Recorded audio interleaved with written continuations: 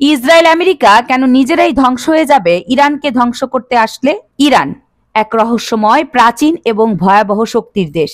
পৃথিবীর বুকে কয়েক হাজার বছর ধরে টিকে থাকা অন্যতম প্রাচীন সভ্যতা।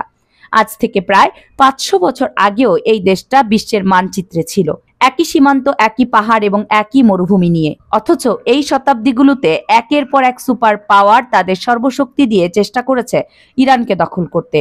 কিন্তু ইরান ছিল অদম্য, অজেয় এক লৌহ বেষ্টিত দুর্গের মতো, যার দরজা ভাঙতে ব্যর্থ হয়েছে বিশ্বের পরাক্রমশালী সাম্রাজ্যগুলো।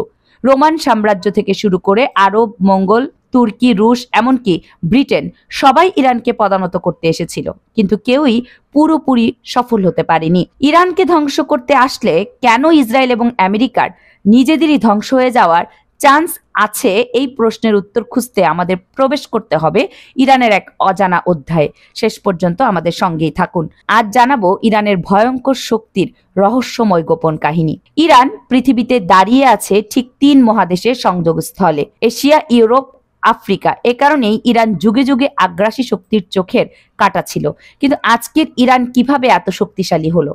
কিভাবে এটা এত ভয়ঙ্কর প্রতিরোধ গড়ে তুলল, যা বিশ্বের সবচাইতে শক্তিশালী দেশগুলোর স্নায়ু ঠান্ডা করে দেয়? এই দেশটার আজ 7টা দেশের সঙ্গে সীমান্ত আছে। পূর্ব দিক থেকে পাকিস্তান, আফগানিস্তান, তুর্কমেনিস্তান, আর পশ্চিমে ইরাক, তুরস্ক, আর্মেনিয়া এবং আজারবাইজান। কিন্তু শুধু স্থল সীমান্তই না, ইরান সাগরের সঙ্গেও গভীর সম্পর্ক রাখে।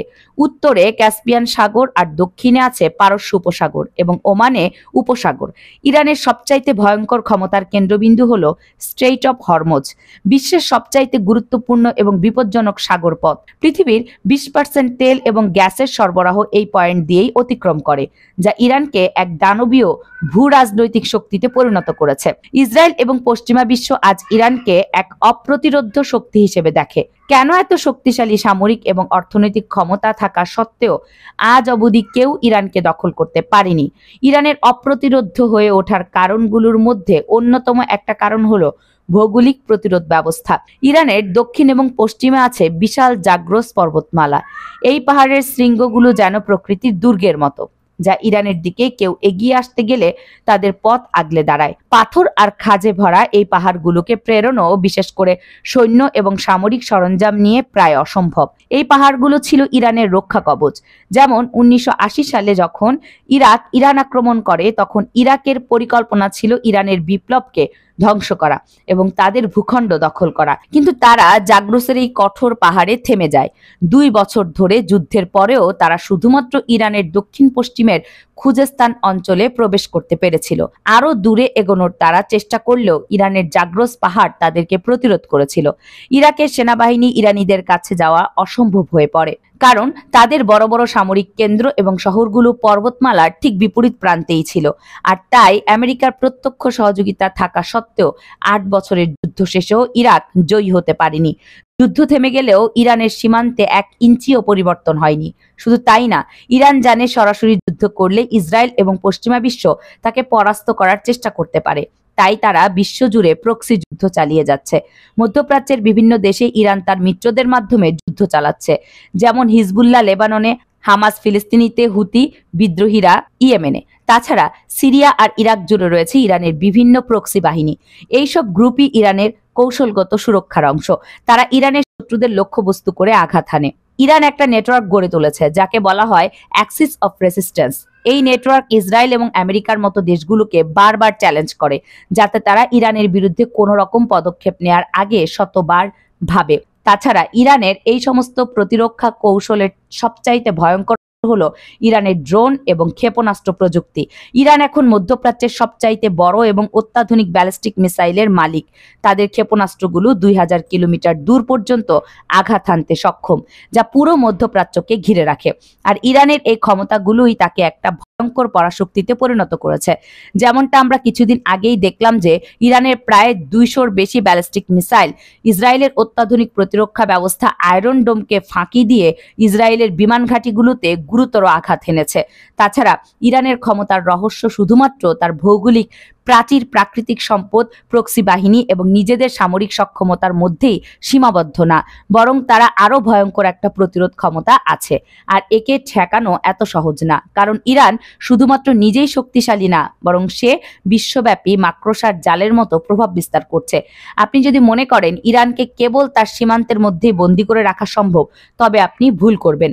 কারণ ইরানের হাত শুধুমাত্র তার পাহাড় বা মরুভূমিতে সীমাবদ্ধ না, তার প্রভাব উত্তরের রাশিয়া থেকে পূর্বের চীন পর্যন্ত বিস্তৃত।